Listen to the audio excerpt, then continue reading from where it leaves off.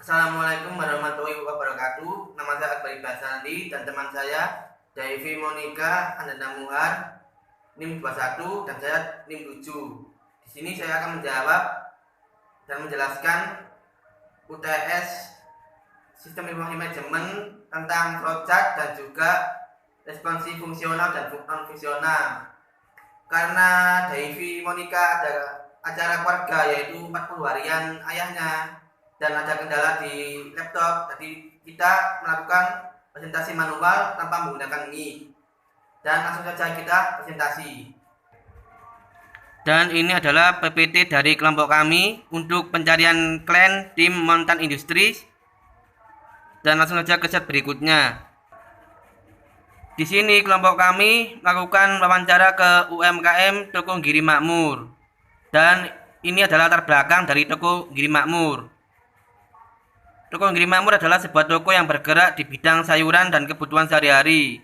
Toko ini terletak di tempat strategis di area pasar di daerah Giri Kebomas, Gresik. Yang berikutnya, toko ini memiliki 10 pegawai, 4 bagian kasir, 4 bagian gudang, dan 2 bagian transportasi. Yang ketiga, awal mulai merintis pada tahun 2015, toko masih berupa stand pasar dan produk hanya sayur mayur saja. Lalu pada tahun 2017, 2 tahun kemudian, toko mulai memasukkan produk bumbu jadi. Dan berikutnya pada tahun 2018, toko memiliki reseller dan peningkatan customer yang signifikan. Dan latar belakang berikutnya adalah pada tahun 2019, tempat yang awalnya berupa stand pindah ke sebuah toko yang seperti sekarang ini. Berikutnya masih di tahun yang sama, si owner Toko Giri Makmur mulai melengkapi produknya tidak hanya sayur mayur dan bumbu masak atau bumbu jadi, tapi kebutuhan rumah tangga dan sehari-hari. Di awal tahun 2020, karena mengalami lonjakan pembeli dan mengalami kerepotan owner, akhirnya mencari pegawai atau karyawan karena kerepotan. Lalu Toko Giri Makmur buka dari jam 5 pagi sampai jam 10 malam.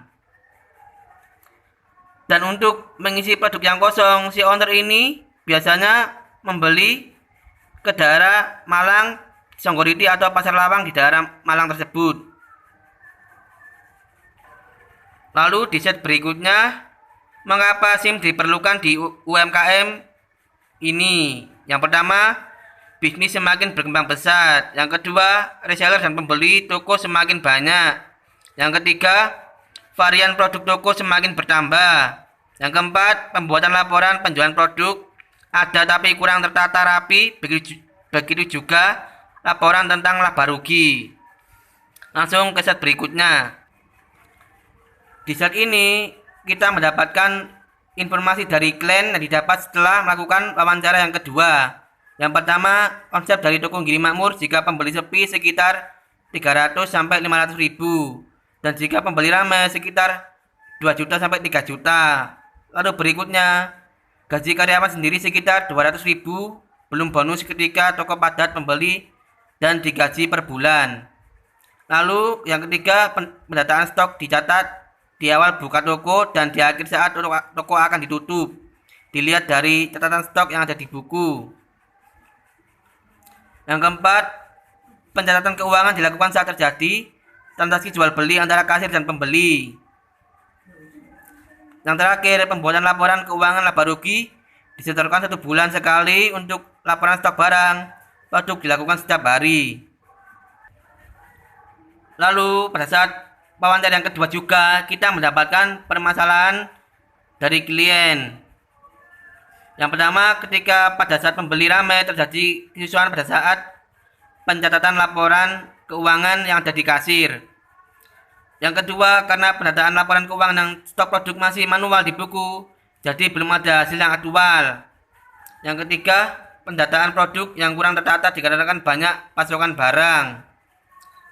Selanjutnya, pada saat tertentu pembuatan pendataan produk yang tidak tertata terkadang menggunakan media telepon dan terkadang menyebabkan terjadi sebuah miskom antara pegawai dan owner. Dan yang terakhir, pembuatan laporan keuangan masih manual dan terkadang lupa menulis atau hilang. Penyetoran laporan terkadang menggunakan metode kira-kira. Dan di set berikutnya ini adalah hasil rekrutmen dengan klien. Yang pertama, karyawan yang terbatas di bagian gudang sehingga membutuhkan sistem yang bisa selalu update pendataan produk keluar masuk sehingga owner bisa melihat data aktualnya. Yang kedua, membutuhkan sebuah sistem yang dapat membantu mengecekkan pembukuan dan catatan keuangan agar data lebih akurat dan tertata sehingga dapat memantau perkembangan keuangan toko agar bisnis terus berkembang. Dan yang terakhir, sistem yang dibuat disarankan sederhana sehingga baik karyawan atau owner bisa mengoperasikannya.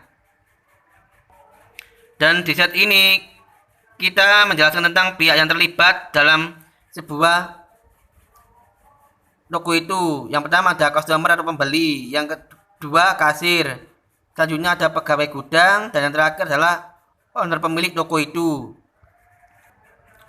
Dan berikutnya saya akan menjelaskan flow bagian transaksi barang. Yang pertama pembeli, start, ke bawah memilih produk, selanjutnya mengambil produk yang dibutuhkan, berikutnya membayar ke kasir, langsung ke bagian kasir, proses pembayaran, pencetak laporan keuangan, dan pengarsipan laporan keuangan harian, lalu N.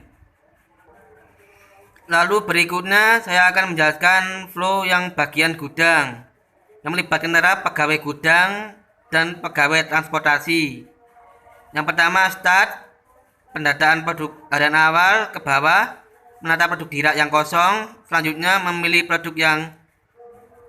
produk yang sudah kadaluarsa, dilanjutkan dengan pendataan harian akhir, lalu pembuatan list produk kosong agar supaya diserahkan ke bagian yang transportasi untuk dibelikan produk yang kosong. Dan yang di bagian transportasi ada pembelian produk, lalu produk datang dan memasukkannya ke gudang, dan di bagian ini langsung selesai, N. Lalu di set berikutnya saya akan menjelaskan flow pembuatan laporan yang ada kasir dan pegawai gudang serta owner. Yang pertama ada start, pengumpulan arsip laporan keuangan dan stok harian, ke bawah mengecekkan arsip laporan, selanjutnya pembuatan buku besar, lalu setelah itu pindah ke owner yang melakukan pengecekan buku besar. Di sini ada pilihan, jika buku besar memiliki kesalahan maka owner akan mengonfirmasi salah dan pembuatan ulang kepada pegawainya, dan jika benar maka owner akan mengonfirmasi benar kepada pegawainya, lalu hasil akhir laporan laba rugi akan diterima oleh si owner. Dan berikutnya adalah N. Dan berikut ini adalah dokumentasi pada saat wawancara dengan klien. Dan berikutnya saya akan menjelaskan tentang responsi kebutuhan fungsional dan non-fungsional dari klien kami UMKM Giri Makmur. Dan sistem yang akan dibuat adalah sistem informasi. Langsung masuk saja ke kebutuhan fungsional. Yang pertama, problem statement, klien kesusahan dalam mengawasi dan mengecek stok karena stok yang banyak. Harapan klien, user bisa mengecek real time update stok dan memprediksi kebutuhan stok ke depan. Selanjutnya adalah kebutuhan fungsional, yaitu manajemen gudang, dan berikutnya adalah fitur. Yang pertama, cek produk mudah, update data produk, lalu input pembeda warna antara stok kosong dan stok tersedia, lalu input histori stok 2 bulan terakhir. Dan yang kedua, problem statement-nya adalah klien kesulitan dalam menentukan harga produk karena membuka buku lama sekali jika banyak pembeli yang datang. Dan harapan klien adalah user kasir bisa mengetahui harga aktual barang dan bisa mengubah harga. Kebutuhan fungsional adalah manajemen akuntansi. Untuk fiturnya, cek harga mudah, input pengganti harga sewaktu-waktu, input histori penjualan selama 2 bulan terakhir, input penghitung barang dengan cepat jika barang banyak. Dan yang ketiga, problem statement. Klien terkadang kesulitan dalam pembuatan laporan dan buku besar karena masih manual di buku. Harapan klien, user bisa dengan mudah melakukan pengecekan laporan sehingga bisa tertata dengan rapi dan aktual saat diaudit. Dan untuk fungsionalnya adalah melibatkan manajemen keuangan dengan fitur cek laporan bulanan dengan mudah, input pengoreksi data jika data tidak sinkron, lalu cetak buku besar dengan mudah sehingga tertata dan mudah untuk dikoreksi jika terjadi kesalahan. Dan berikut adalah kebutuhan non-fungsional dari sistem yang diharapkan oleh klien. Yang pertama, correctness. Keterangan ada bersedia yang ditampilkan harus sesuai dengan data yang ada di gudang. Dan yang kedua, bisa mengoreksi jika terjadi kesalahan. Yang kedua, availability. Sistem harus dapat beroperasi 24 jam 365 hari. Memiliki fitur keamanan hanya operator yang memiliki akses yang dapat mengoperasikannya.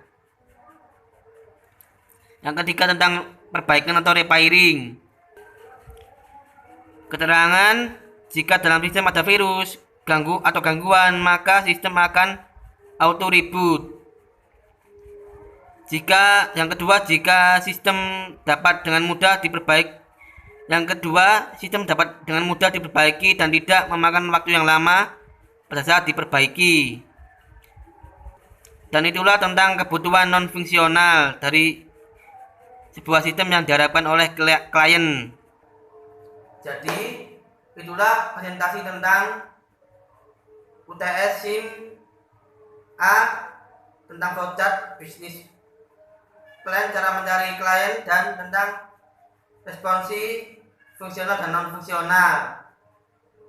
Jika ada kesalahan dari tim Montan Industries, saya mewakili teman saya Daivi dan saya sendiri, mohon maaf sebesar-besarnya jika ada kesalahan. Wassalamualaikum warahmatullahi wabarakatuh.